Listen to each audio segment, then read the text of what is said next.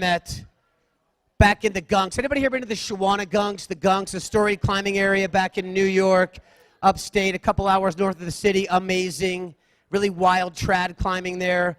I was one of the founders of a group called Paradox Sports. I have a brother who's paralyzed from the waist down.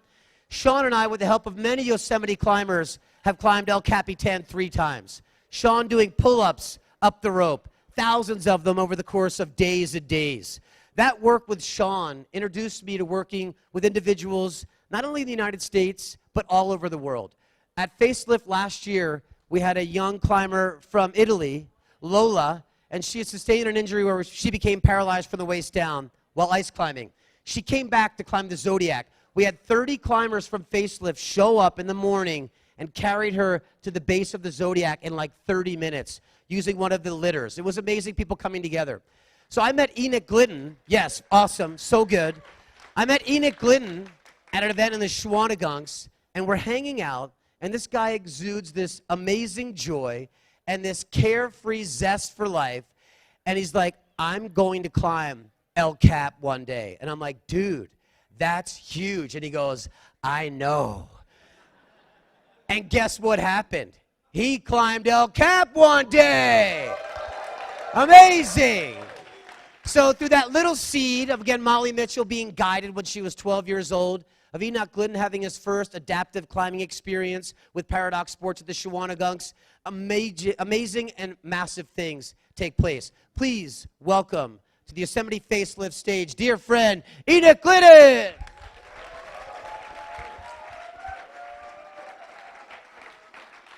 All right, he's unlocked. All good. Awesome, brother. Well, thank you for that. I appreciate it. So how does a guy who's born with spina bifida, come from the middle of the woods in northern Maine, end up being in the same lineup with Tommy Caldwell at Yosemite Facelift?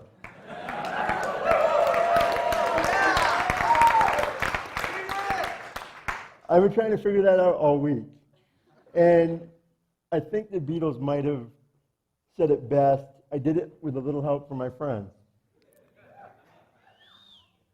So growing up in a small town as a kid in a wheelchair, you end up realizing pretty quickly that you need to adapt and you need to ask for help when some of those everyday challenges tend to get in the way. And that's my mom with me in those pictures.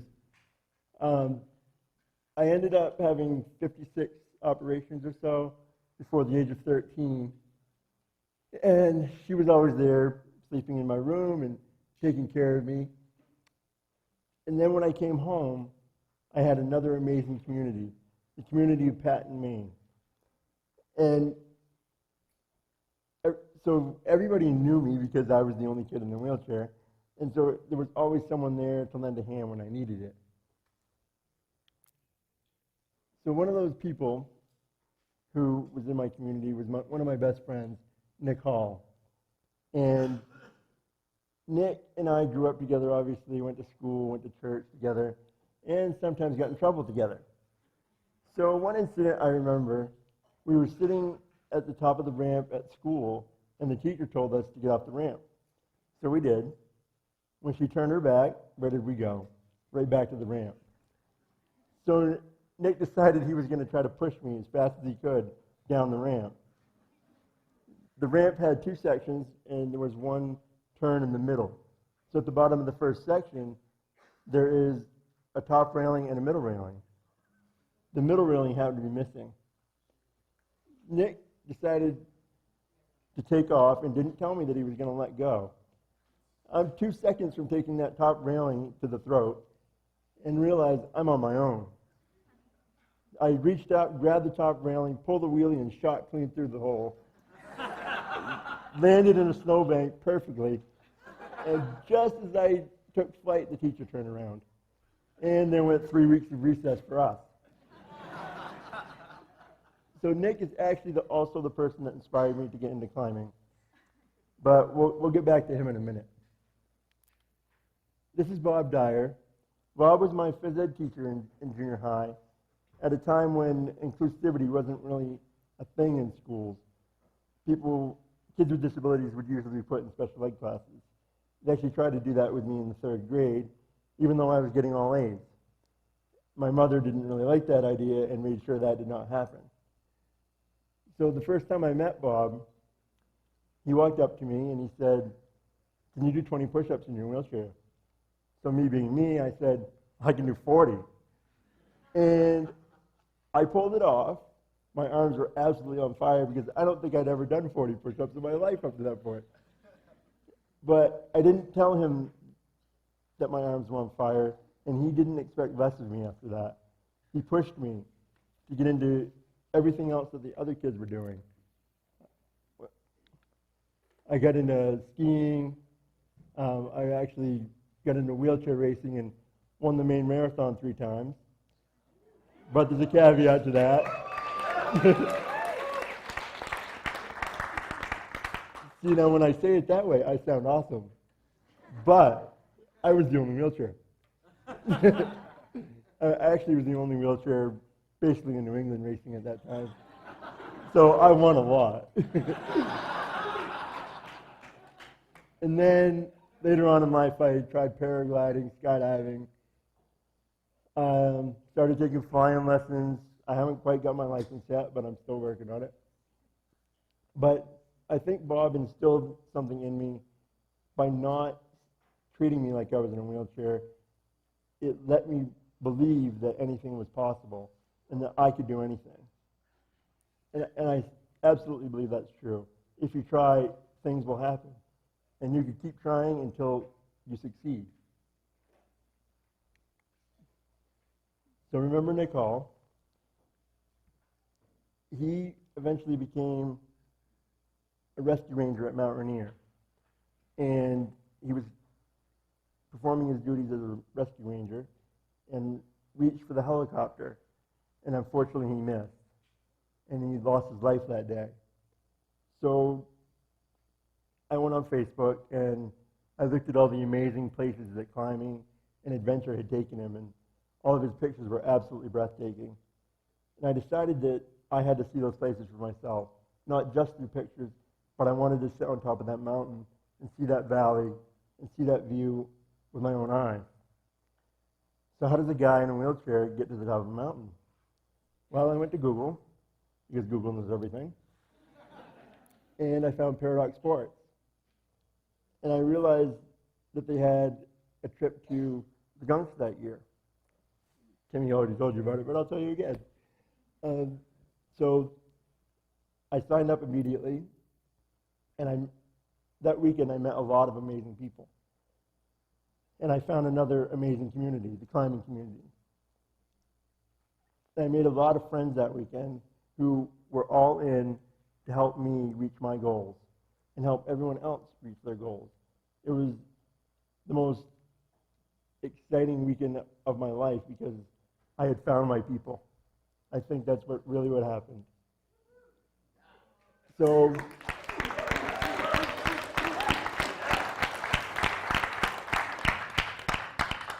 one of those people was Sean O'Neill.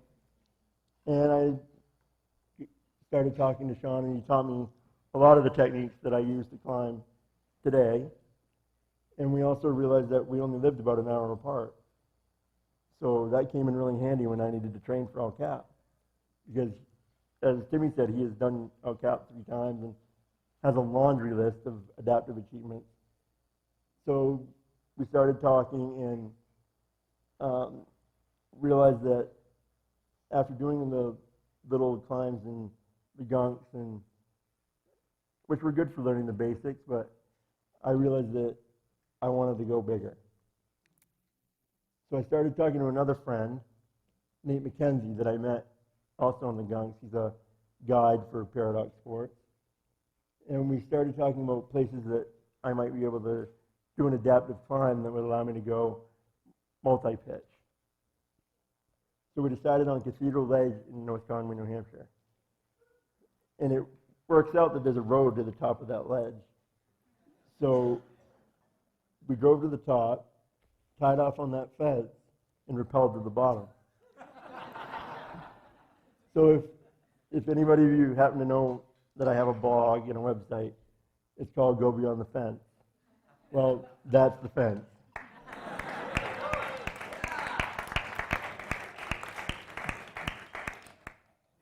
So we rappel to the bottom, and we get to the bottom, and Nate says, well, buddy, I hope you're ready to climb because the only way out of here is up.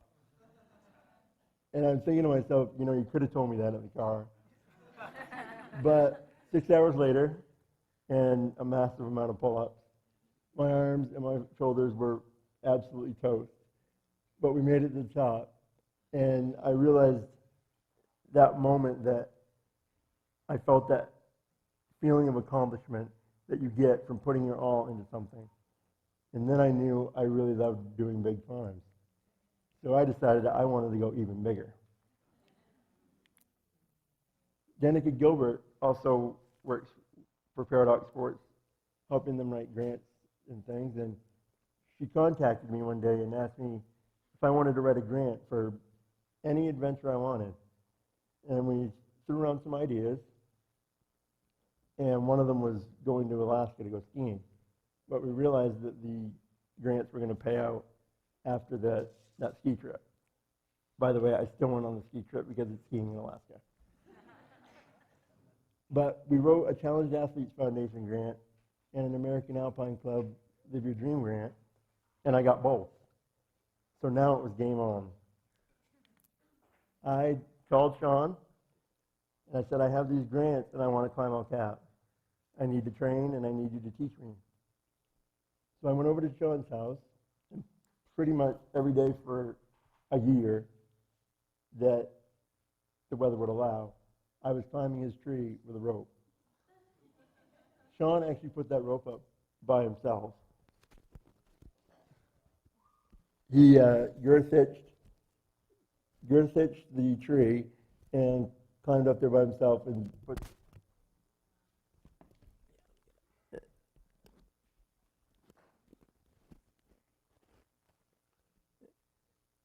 put that rope up for me with an anchor at the top there. There was 32 feet to the anchor, and I just went over there and did as many pitches as I could every day. We tried for at least 10 pitches a day, so about 320 feet, which equaled out to probably 600 pull-ups. And then we went over systems, we went over portal edge living, and he tried to teach me as much as he could. So a year later, I set off for Yosemite, home of some of the best granite and the best climbers in the world. And I remember that moment coming through that tunnel. When you see that view, I instantly teared up, and I still do, every time I come through there. So I was able to live with Yosar, don't tell the Rangers, and and so I actually lived with them for 5 weeks, and I got to know a lot of the people in the Yosemite climbing community and a lot of the people that have climbed El Cap 30 or 40 times a piece. And I started talking to them, and I realized I did not know enough to climb El Cap. And I had not taken into consideration what it was going to be like to live on a portal edge as a person with a disability. I hadn't taken into consideration, I only knew how to tie one knot. So when the 5th week came around, we decided to change the objective, and I climbed Osterman on the column. And we went up about 800 feet and set up the portal edge for the night. So I got to learn what that experience was like and got to learn basically what it would be like to climb a bed wall.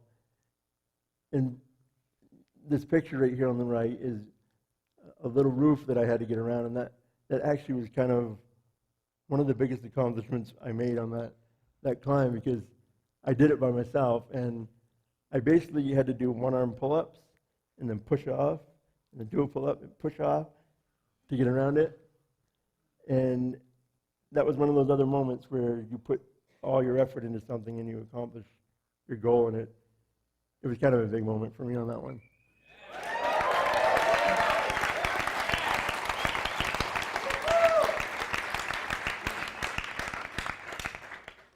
Another thing I found in this valley was another community. the Yosemite climbing community. And the Yosemite climbing community is a different kind of climbing community. None of them saw me as a person in a wheelchair. They saw me as a climber. And they saw me as someone who was not prepared. So they said, "You can't climb El Cap." And I was totally disappointed, of course, because I came here with that goal in mind, and I had lived that goal for a year. But I realized they were right. And it was because of them that I learned a lot more. And coming here for that first year, was more valuable than anything I could have ever done, because I found that community that was all in to do whatever it took to help me get up El Cap. They didn't just say, "You're not prepared." They helped me prepare. And then, when it came time to climb Astroman, we didn't have enough people to carry me. So we just walked around Camp 4 and asked random people. And the next morning, there was 15 people standing in the parking lot waiting to carry me.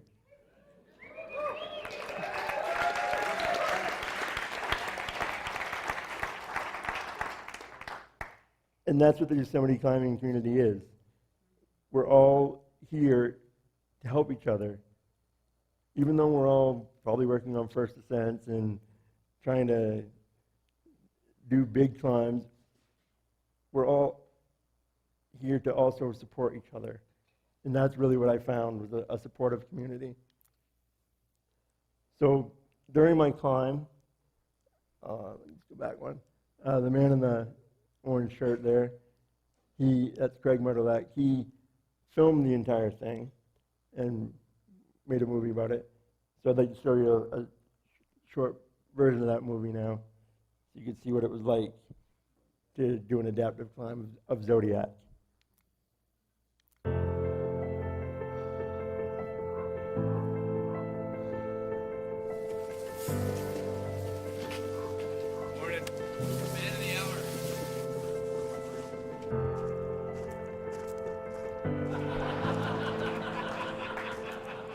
There was this bird with one leg.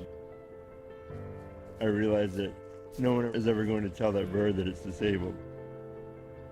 It will just live its life and continue doing what it does, not knowing anything is different.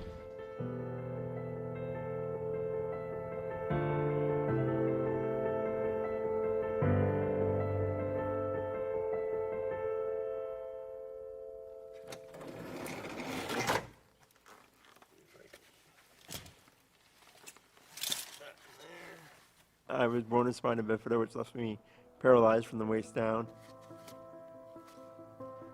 Basically, I was born with a hole in my back, and then the spine grew through it, and it pinched off my spinal cord. And then I spent 3 months in the hospital waiting to die, and then I didn't.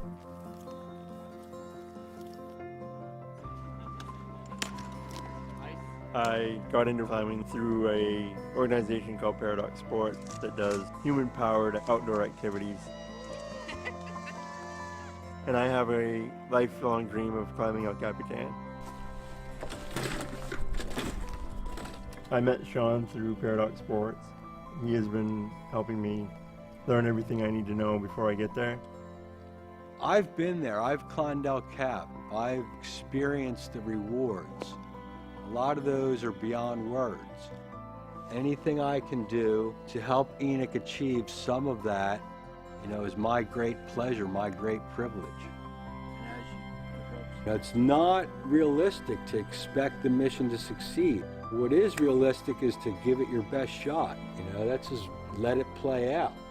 And however it plays out is a beautiful thing.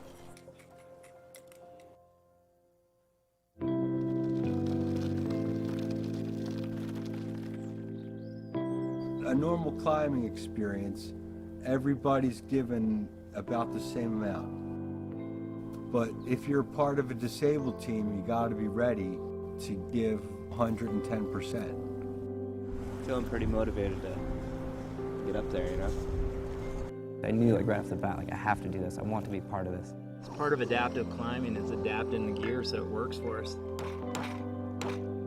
In order to get Enoch from here to there, we're asking a lot of people to do something they otherwise probably wouldn't want to do. We're just gonna have to ask around and see who, out of the kindness of their heart, is willing to step out and come forth. I think in an ideal world, yeah, we have at least 8 people coming in to help carry. I don't have any doubt. No doubt. 'Cause I'm just a girl. Oh, it's my destiny. Oh, I've succumbed to what's making me dumb. I've had it up to here.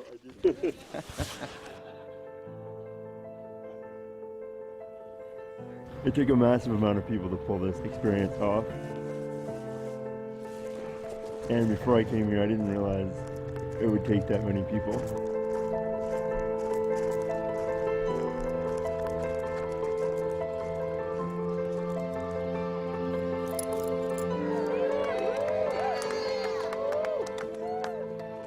I'm nervous, but I'll be alright. Just jogging around. I feel like El Cap is the ultimate metaphor for doing something that has no practical application, except that if you work together and you stay safe, Thank you. that nothing else can really hurt you.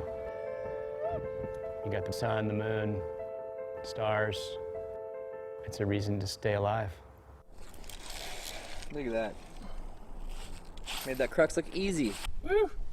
Second day. So, Yes, we are basically officially at the point of no return. I know. So what that means, Does repeller go?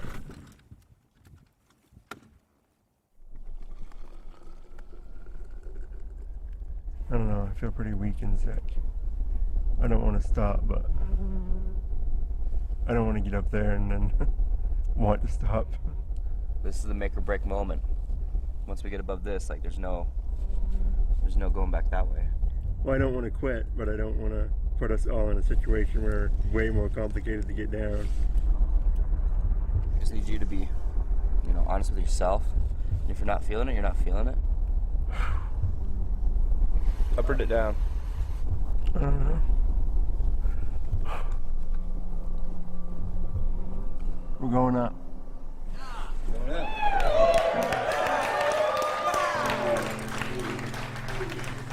Wall climbing is hard enough.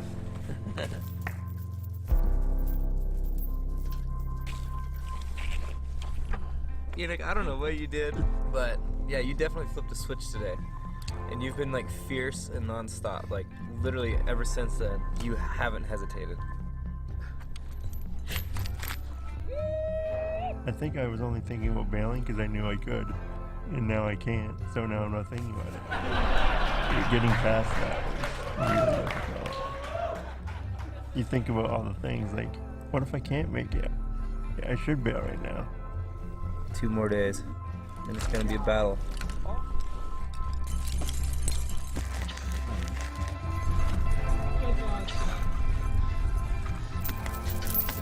Have we seriously been up here for 4 days? Yes.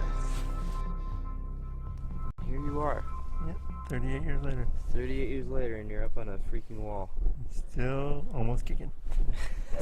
Almost. I'm definitely looking forward to it. I am definitely looking forward to topping out. Mostly so I can get a shower.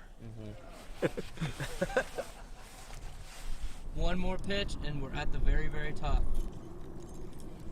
A year ago, I didn't think this was going to happen. Now I'm going to do it.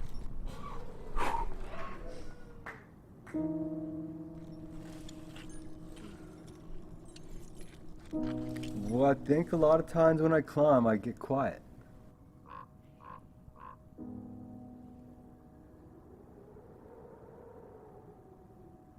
And the smaller problems of daily life seem so dreamlike. Climbing, it's all immediate. You're thinking about what has to happen right now. You got some progress. It's gonna be hard. I gotta make the next 5 feet. Nice, nice, nice, nice, nice, nice. I can't go 5 feet unless I go 1 foot. It's just not good. It's just not moving. I can't go a foot unless I go an inch. Thank you so much. What are some things that you think you're going to take away from this? The memories of working with you guys and becoming closer as time went on. Come on. This is the 3,000th pull. This is the 3,000th right here. 1, 2, 3, pull. You're topping out El Cap right now. There it is. There it is. There it is. The challenging part of climbing the cap is that it hurts. That's a way of confronting what life is all about. Welcome, dude. Oh, come here.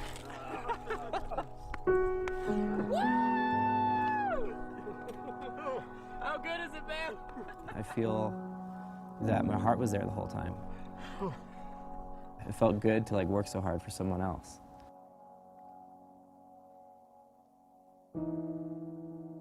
He's letting go of a lot, but I think when you're in good company, then the rest is just having a good time. People see me climb. They realize that there's no such thing as impossible. You just need to ask for help. Slowly but surely, we're making our way down. To me, this was like an opportunity to see another side of climbing, to see people give everything they have to help someone else realize their dream. You climb the mountain to come down and climb more mountains. If you can inspire somebody along the way, really that's all that matters.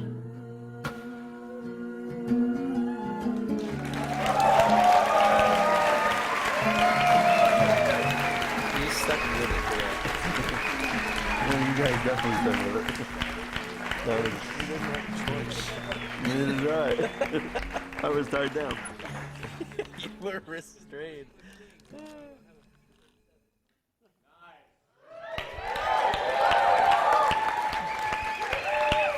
All right, give it up to Enoch Glidden. Enoch Glidden. Just a little bit, yeah. So you saw so first, you're the only audience that's ever laughed at that still almost kicking joke. No one ever gets that. So next year, I'm finally going to complete my mission of honoring my friend Nick and climbing Mount Rainier next June. I'm also planning a rim to rim of the Grand Canyon on a hand cycle. And my ultimate goal is to lead a big wall by myself. So if anybody wants to help, maybe Patagonia or Cliff, you can go to my website and get a hold of me. Thank you. Excellent. Thank you, Enoch. Thank you, Enoch Glidden. Enoch Glidden. Yeah. So we're going to take some questions for Enoch, if anybody has any questions out there. And Enoch, I have a question for you. So a life in a wheelchair, right, Yep. or soon after in a chair, and that's sort of like this life of hardship, Yep. right, a life of difficulty that is not voluntarily being chosen. Sure. And voluntarily you're in it. How did that prepare you for sort of that same thing of voluntarily choosing to make it really hard by climbing El Cap? I think for some reason I've always craved challenge. Instead of shying away from it, when I was little, I would push my wheelchair through the woods to see how far I could get. And if I got stuck, I'd get out of my wheelchair and just pull it and keep on going. So I think challenge has just always been something that made me happy. I can tell because the smile on your face as you talk about climbing El Capitan, right? Yeah. And it's interesting, like, making life hard on purpose. Welcome to the climbing community, right? This is what everybody Like hears, I- like, where's the crux? Like I I'm said, so thirsty. I found my I'm community. starving. I'm super gripped. I've never been happier. Enoch Glidden's life, dude. You've been waiting to come I was in. finally found it. Welcome. Any questions out there for Enoch Glidden? Anybody got a question? Hands in the air. So Enoch, yeah, right there. Go for it.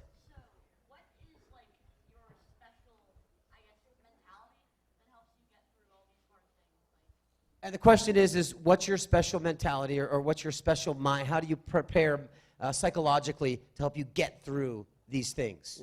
So you saw that one scene in the movie where I'm spinning in midair, and I'm about 1,000 feet off the ground, 40 feet from the wall, and the wind is just catching me, and I can't do anything about it. So I just started staring at the rope, and I find that I can usually just go within myself, and I just focus on what needs to happen next, because I can't do anything about what's happening now. I just can focus on what's happening next, and that usually will just get me to the next step. And what if you're like looking at the rope and then you see little fibers of rope coming down? And then you look up the rope and you see the rope rubbing on rock. Then what do? Stop looking at the rope. Then start looking down below. Right. Enjoy that last moment. Enjoy that last moment of life with your friends on El Capitan. Yes. Yes. Great answer. Great answer. You're totally a wall climber. We all love gallows humor. Welcome to the family. Yes, question over here.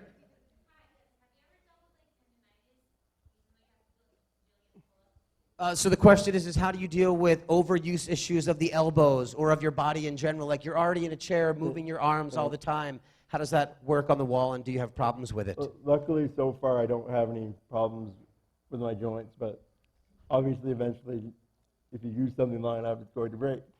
So